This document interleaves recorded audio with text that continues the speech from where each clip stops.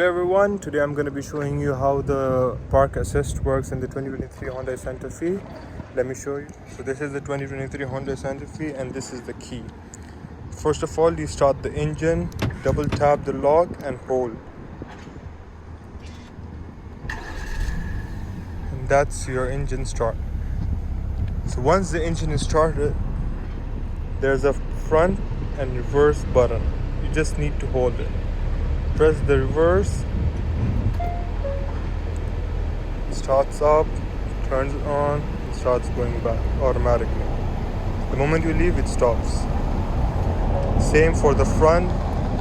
Press the front, it automatically moves.